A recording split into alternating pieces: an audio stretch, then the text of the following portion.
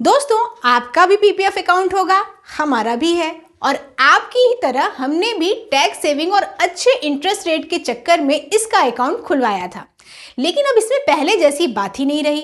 सभी स्कीम का रेट बढ़ गया, लेकिन इसका नहीं बढ़ा। टैक्स डिडक्शन की लिमिट कई सालों से बढ़ी नहीं है, इसलिए पीपीएफ से टैक्स सेविंग का अट्रैक्शन भी कम हो गया है। ऐसे में आप भी सोचते होंगे दोस्तों कि इस अकाउंट को बंद करवा दें, इसका पैसा भी कहीं और लगा दें तो शायद ज़्यादा फायदा हो जाए। हमने भी कुछ यही सोचा। पीपीएफ से पैसा निकालने के सभी रास्तों के बारे में पता किया। उसके बाद फिर ये भी सोचा कि इस जानकारी को क्यों ना आपके साथ शेयर किया जाए। तो आइए दोस्तों, आज हम बात करते हैं पीपीएफ विड्रॉल के सभी रास्तों की। मैच्योरिटी के बाद पैसा कैसे निकालते हैं और मैच्योरिटी से पहले पैसे निकालने का क्या तरीका है। तो सबसे पहले बात मैच्योरिटी के बाद पैसे निकालने की। दोस्तों, आपको ये तो पता ही होगा कि पीपीएफ का अकाउंट 15 साल में मैच्योर होता है, लेकिन 15 साल पूरे होने के बाद इसका पैसा अपने आप आपके सेविंग अकाउंट में नहीं आएगा। इसके लिए आपको एक छोटा सा एप्लीकेशन देना होगा। इस एप्लीकेशन की पीडीएफ कॉपी का लिंक हम डिस्क्रिप्शन में डाल देंगे। मैच्योरिटी के बाद पैसा आपका होता है, इसलिए कोई दिक्कत नहीं होती। बस ये ध्यान रखिएगा दोस्तों कि जिस बैंक में आपका पीपीएफ अकाउंट है उसी बैंक में सेविंग अकाउंट रहेगा तो सहूलियत हो जाएगी, नहीं तो बैंक वाले थोड़ा परेशान करते हैं। वैसे आप चाहें तो अपने पीपीएफ अकाउंट को बंद करने के बजाय आगे के लिए बढ़ा सकते हैं।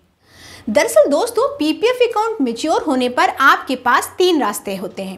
पहला जो हमने अभी आपको बताया कि अकाउंट बंद करके पूरा पैसा निकाल सकते हैं। दूसरा रास्ता ये है कि अकाउंट को बंद मत कीजिए, लेकिन उसमें कोई पैसा भी जमा मत कीजिए। अकाउंट में जो पैसा पड़ा होगा उस पर पीपीएफ वाला ब्याज मिलता रहेगा और आगे फ्यूचर में जब जितना पैसा निकालना हो निकाल लीजिए। बस इसका ध्यान रखिएगा कि साल में एक बार ही पैसा निकालने की परमिशन है। अगर आप मैच्योरिटी के बाद कुछ नहीं करते हैं तो ये ऑप्शन अपने आप मान लिया जाता है।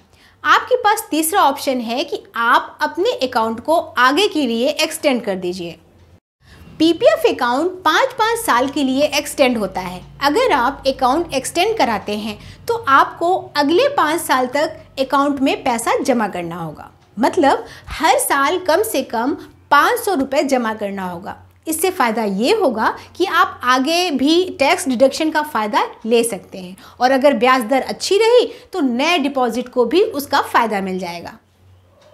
लेकिन इसका नुकसान ये होगा दोस्तों कि आपका पैसा अगले 5 साल के लिए फिर फंस जाएगा। हालांकि आप इस दौरान 60% तक पैसा निकाल सकते हैं। ये 60% हिस्सा मैच्योरिटी वाली रकम का होगा। आप जो एक्सटेंशन के दौरान डिपॉजिट करेंगे वो काउंट नहीं होगा। आप ये पैसा एक बार में भी निकाल सकते हैं और सालाना किश्तों में भी।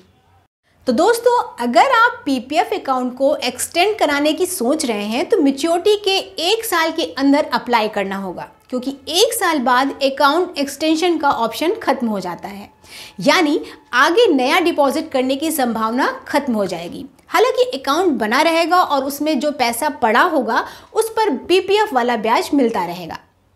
तो दोस्तों, हमने मैच्योरिटी के बाद पैसे निकालने और अकाउंट एक्सटेंड कराने का नियम तो बता दिया है। हम डिस्क्रिप्शन में आपको सभी जरूरी फॉर्म के लिंक भी दे देंगे। इसके बाद भी अगर आपको कोई कन्फ्यूजन है तो कमेंट करके आप हमसे पूछ सकते हैं, हम उसका जवाब देने की कोशिश करेंगे। आइए अब जानते हैं मैच्योरिटी से पहले पैसे निकालने का तरीका क्या है। दोस्तों, मैच्योरिटी से पहले पैसा निकालने के लिए आपके पास 2 रास्ते हैं। पहला, आप अकाउंट को चालू रखिए और कुछ पैसा निकाल लीजिए, और दूसरा ऑप्शन ये है कि आप अकाउंट को बंद करके पूरा पैसा निकाल लीजिए। इन दोनों ऑप्शन के नियम पर जाएं, उसके पहले आपको बहुत इंपॉर्टेंट फैक्ट बताना है। दोस्तों, पीपीएफ अकाउंट खुलवाने के बाद 5 फाइनेंशियल ईयर तक आप कोई पैसा नहीं निकाल सकते हैं। सिर्फ अकाउंट होल्डर की मौत होने पर ही 5 साल से पहले पैसा निकाल सकते हैं। अगर आप ये भी जानना चाहते हैं कि अकाउंट होल्डर की मृत्यु होने पर पैसा कैसे निकाला जाता है तो हमें कमेंट करके ज़रूर बताइएगा। आप चाहेंगे तो हम इस पर भी एक नया वीडियो बनाएंगे। तो दोस्तों, अगर आपने 1 दिसंबर 2020 को पीपीएफ अकाउंट खुलवाया है तो आप 31 मार्च 2026 तक पीपीएफ अकाउंट से कोई पैसा नहीं निकाल पाएंगे। फाइनेंशियल ईयर 1 अप्रैल को शुरू होता है और 31 मार्च को खत्म होता है, इसलिए 5 साल पूरे होने के बाद आपको 31 मार्च का इंतज़ार करना होगा। तो अकाउंट खुलवाने के 5 साल बाद आप अपने पीपीएफ अकाउंट से कुछ पैसे निकाल सकते हैं। इसके लिए आपको कोई वजह बताने की ज़रूरत नहीं है, बस आपको कुछ शर्तें पूरी करनी होंगी। पहली शर्त तो हमने आपको बता ही दी है कि आपका अकाउंट कम से कम 5 फाइनेंशियल ईयर पुराना होना चाहिए।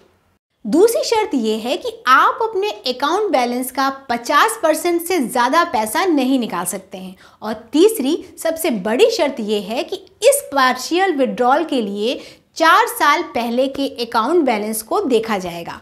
मतलब अगर आप दिसंबर 2023 में पैसा निकालना चाहते हैं तो देखा जाएगा कि 31 मार्च 2019 को आपके अकाउंट में कितना बैलेंस था। उस समय जो बैलेंस होगा उसका आधा अमाउंट ही आप निकाल सकते हैं। अब आपको इस शर्त से थोड़ी तो मायूसी होगी दोस्तों, क्योंकि हो सकता है उस समय आपके अकाउंट में बहुत कम बैलेंस रहा हो, उसका भी आधा, ये तो बहुत कम हो जाएगा। आइए अगला ऑप्शन देखते हैं, शायद वो आपके लिए सही हो।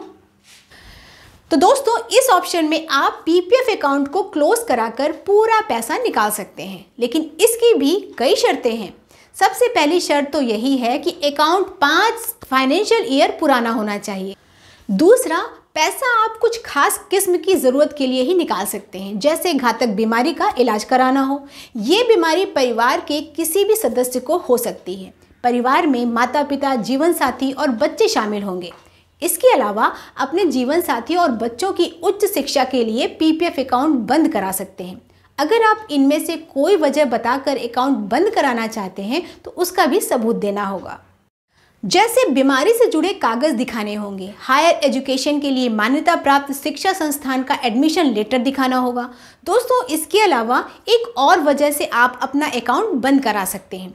अगर आप अब भारत के निवासी नहीं हैं तो भी अकाउंट बंद करा सकते हैं। इसके लिए पासपोर्ट और वीजा की कॉपी दिखानी होगी या फिर दूसरे देश का इनकम टैक्स रिटर्न भी काम आ जाएगा।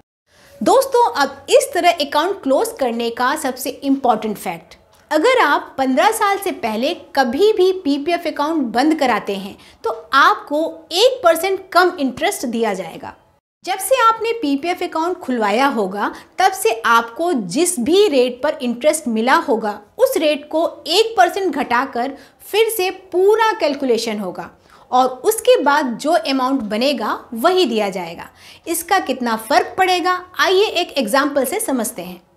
मान लीजिए दोस्तों किसी ने 1 अप्रैल 2018 को पीपीएफ अकाउंट खुलवाया और उसी दिन 1 लाख रुपए जमा कर दिया। उसके बाद हर साल वो 1 अप्रैल को पीपीएफ अकाउंट में 1 लाख रुपए जमा करता है। इस तरह 31 मार्च 2023 को उसके 5 साल पूरे हो जाएंगे। अगर वो अगले दिन अपना पीपीएफ बैलेंस चेक करेगा तो वो 6,20,161 रुपये होगा।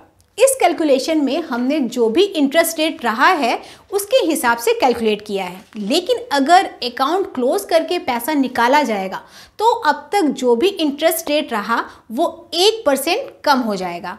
मतलब जब 7.6% का रेट था तो वो 6.6% का हो जाएगा। जिस दौरान 8% का रेट रहा होगा उसे 7% माना जाएगा। इसी तरह 7.1% का रेट 6.1% रह जाएगा। रेट में इसी कमी को फैक्टर करने के बाद जब हम हिसाब लगाएंगे तो बैलेंस 6,02,216 रुपये ही होंगे, यानी पीपीएफ बैलेंस में करीब 18,000 की कटौती हो जाएगी। पहले कुल 5 लाख रुपए जमा करने पर 1,20,000 ब्याज के तौर पर मिल रहे थे, लेकिन प्री मैच्योर क्लोजर की वजह से 1,02,000 का ही ब्याज मिला। मतलब ब्याज की इनकम में 15% की कमी आ गई। तो आपने देख लिया दोस्तों कि मैच्योरिटी से पहले पीपीएफ का पैसा निकालना इतना आसान नहीं है। हमने भी जब हिसाब लगाकर देखा तो पार्शियल विड्रॉल में रकम बहुत कम मिल रही थी और जब अकाउंट क्लोज कराने के बारे में सोचा तो कटौती बहुत ज़्यादा लग रही थी। इसके अलावा हम शर्तें भी नहीं पूरी कर पा रहे थे। आखिरकार हमने पैसे के लिए मैच्योरिटी तक वेट करने का फैसला किया। तो आप क्या करेंगे दोस्तों, कमेंट करके हमें ज़रूर बताइएगा। और हाँ, अगर इस वीडियो ने आपको मदद की है तो दूसरों को ज़रूर शेयर कीजिएगा, उन्हें भी फैसला लेने में आसानी होगी। और ऐसे ही यूज़फुल वीडियो के लिए इस चैनल को ज़रूर सब्सक्राइब कीजिएगा।